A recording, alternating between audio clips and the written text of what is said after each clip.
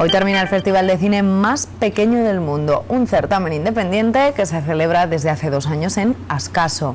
Esta localidad de Huesca, con solo 7 habitantes durante el invierno, exhibe en estos días de verano películas difíciles de encontrar en las salas comerciales y nada mejor que las propias estrellas del Pirineo como telón de fondo. No hay focos, ni alfombras rojas y ni siquiera ha llegado la luz eléctrica a esta localidad ostense donde apenas viven 7 habitantes durante el invierno.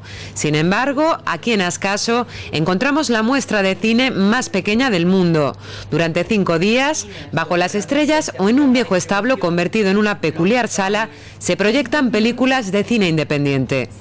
Películas que no solo ofrezcan entretenimiento, que nos hagan reflexionar, que nos hagan pensar y que luego nos dé para poder debatir sobre el tema de la película. Este año también han incluido cortometrajes. Algunos vienen con sus creadores. Sobre todo lo que se presenta en Ascaso yo creo que es el cine más combativo, ¿no?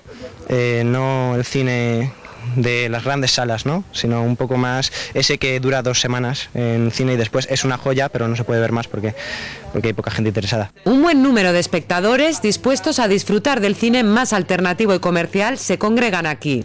Siempre nos ha gustado visitar los Pirineos y combinar cine con deporte de montaña era la combinación casi perfecta.